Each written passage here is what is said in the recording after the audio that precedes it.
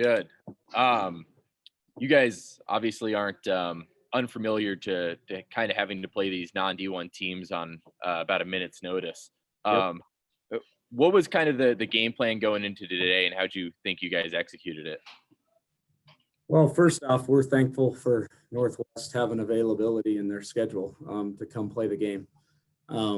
There's been a bunch of these cancellations, most completely out of our control. Yeah.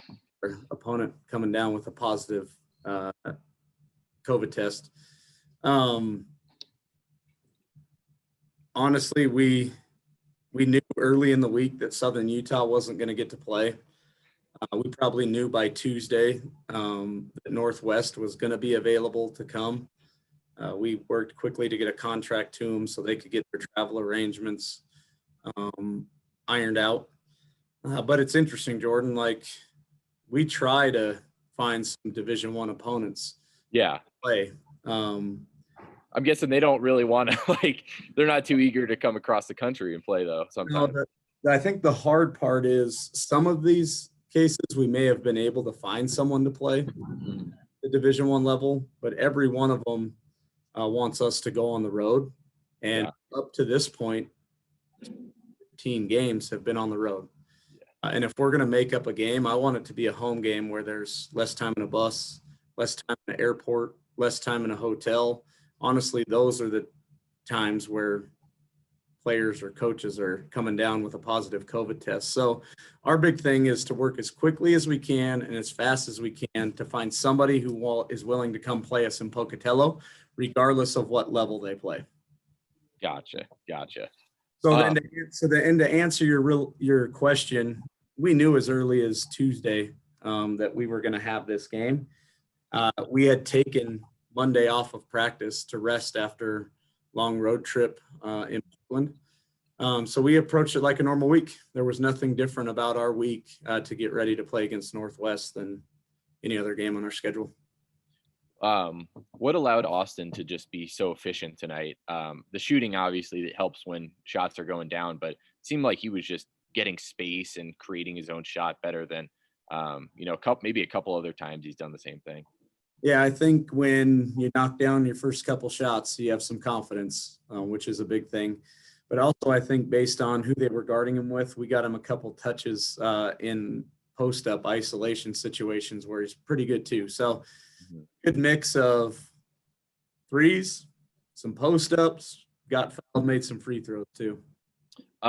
Emmett's had more than 15 minutes the last 3 games. Is that a sign that you're finally trusting his defensive ability? Yeah, I think him and I have had some battles in practice in regards to him playing harder on the defensive end. And yeah, I think he's getting there. Also, Liam Sorensen's had a little bit of an injury and we've kept him out the last 2 weeks. So that has created more opportunity for Emmett as well. What is Liam's injury? I saw he was on a boot. Yeah, I think it's undetermined right now, as far as I know. He's seen the doctor a couple times. What timeline looks like to come back, I'm not 100% sure. I just know he's still got some soreness and pain, so we're going to do a job to get him as healthy as fast as we can. Was that all it was for Emmett on defense, is just needing him to play hard, or was it also him understanding a D1 scouting report? Both. And I think some of the message I've sent to him is, to this point, like, you think you're playing hard, I watch you and think you're not trying. So let's find a way to meet in the middle somewhere. And I think he's doing that. Because when you recruited him, did you guys always know like his shot was that good? Oh yeah, I mean that's why we recruited him. Last year we couldn't throw it in the ocean from 3. So we knew we needed some more perimeter shooting. So that's the reason that we recruited him. But honestly, I've had a ton of players over the course of 15 years that I've recruited because they can shoot. The challenge as a coach is then to also trick those guys who can shoot into actually guarding too. Are shooters kind of like closers in the MLB, just like kind of divas? You kind of got to work with them and find a match. Yeah, for sure. But if you want your team to get better and them to get better as an individual player too. They got to learn to play on both ends of the floor. Yeah. You obviously are finally getting to play Eastern Oregon next week, your alma mater. I don't know, what's kind of is that a cool thing for you? Yeah, I think so. I mean, it's a way for me to give back to a place where I played,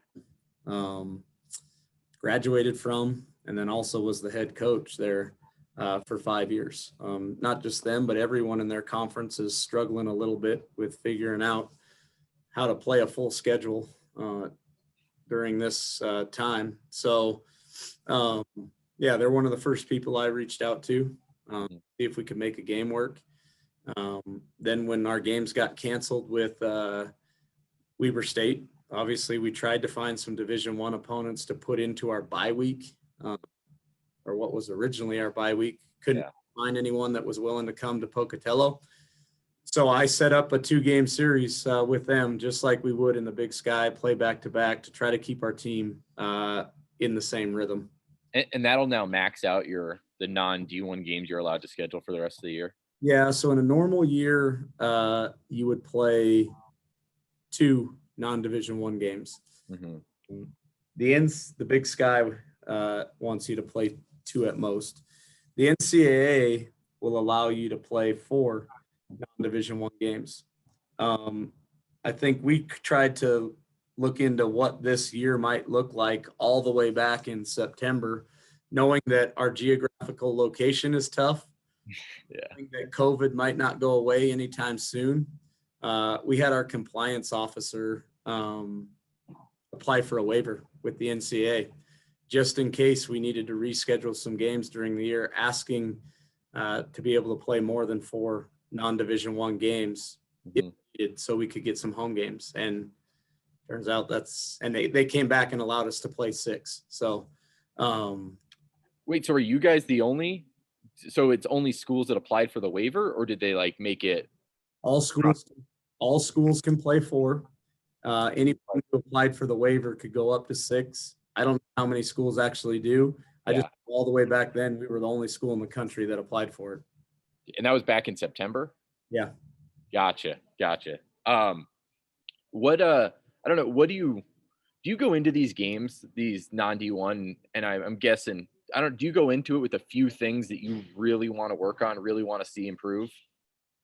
I honestly don't approach it any different than any other game. Like, I know we're looking at this like it's a blowout. We win by 41 points. Yeah. Due to very high percentage, but I didn't look at it any different than a normal game. I think a coach situation's different based on big lead, giving some guys more playing time than normal, all 16 players into the game. But to some degree, these games are scary a little bit. Jordan, you don't want to lose to a non-Division I team. And if you followed this team and look back at their scores, like Cal played them to a 20-point game, and it was close for most of the game. And they were down by 2 with under a minute to go against the University of Portland. Yeah.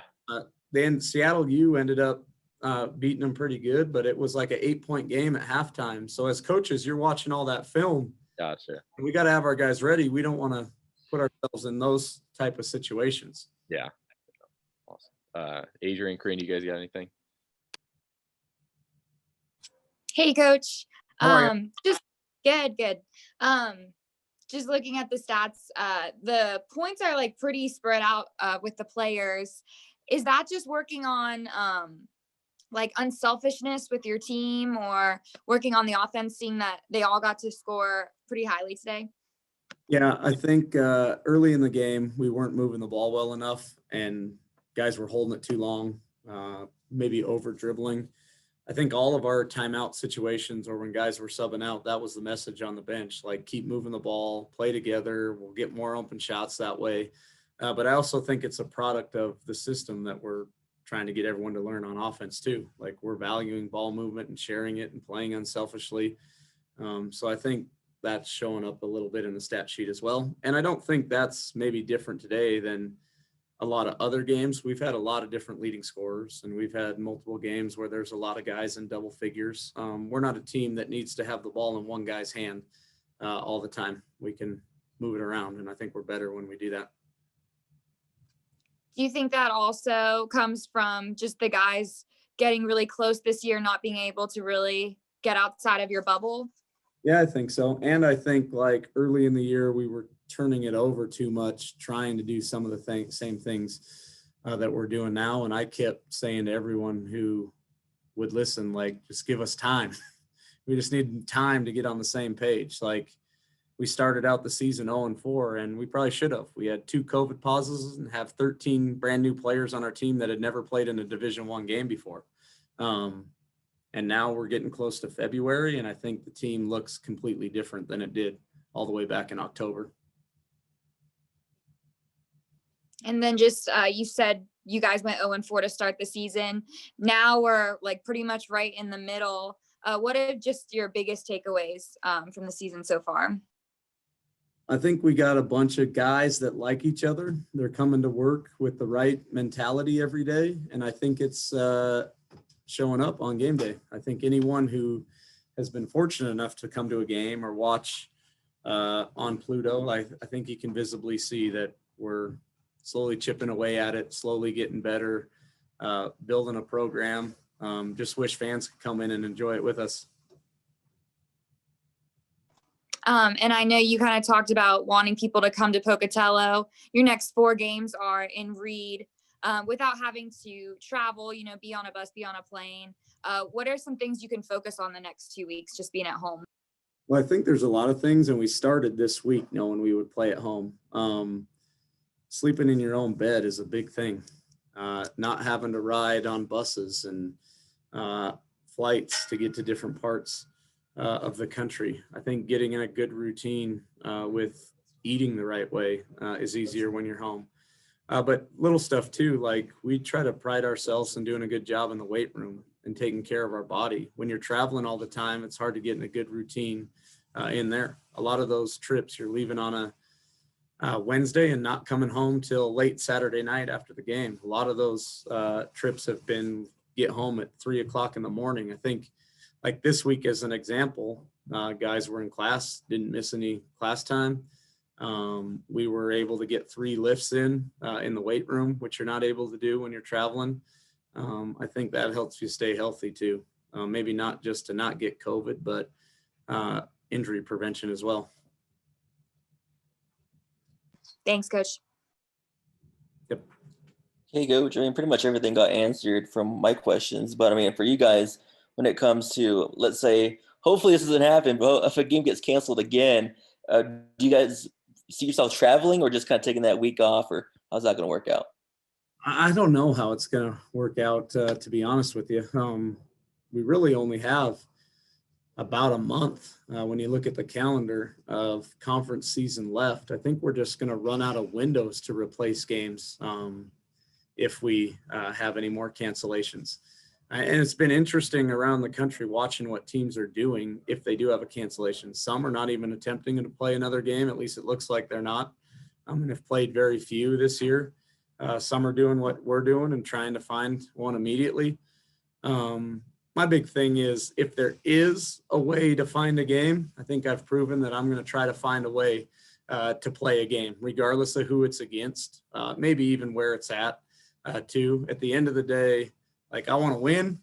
I want our program to get better, but it's about the players. I want them to have a good experience, and they'd rather play in games than have me yell at them in practice day after day, because that's what would happen if we're not playing. So I think we're just going to keep doing the best we can by them. And we're going to, by the time the year's over, we're going to have played as many games as we were capable of playing. Yeah, I mean, just how valuable is that? I mean, people can look at the schedule and be like, oh, they're not playing D1 opponents. But for you guys as a team, how valuable is it for these players to actually get game experience? I think it's better for their mental health than people realize. I mean, these guys are making a ton of sacrifices. And I don't just mean players, like coaching staff, athletic trainer, everyone. Like we're locked up in our homes, scared to death we're going to get a positive COVID test. We're around each other all day long, every day, practicing, watching film, lifting weights, traveling on the road. Like, I just think that getting a chance to put your uniform on and play against somebody else is the most amount of joy any of these guys are having right now. I mean, how do you guys like just stay locked in? I mean, you mentioned just not only is it a scary just world in general, but just playing basketball too. How do you guys stay locked in and focused and win these games? You know what? That part of it I don't think is all that much different than a normal year. I think the biggest thing with a bunch of new guys that have never played at this level before, I've been really impressed with their ability to just be mature and adjust. Like, we were excited about playing Southern Utah at home 2 times. I mean, we're both in the top 4 in the Big Sky standings right now. That was a big opportunity for our program and our team, but it is what it is. I got them all on Zoom, told them those 2 games were for sure off. They had multiple positive tests, and then promised them, without knowing, that I'm going to do my best to find you somebody else to play against, and you won't have to have practice on Saturday.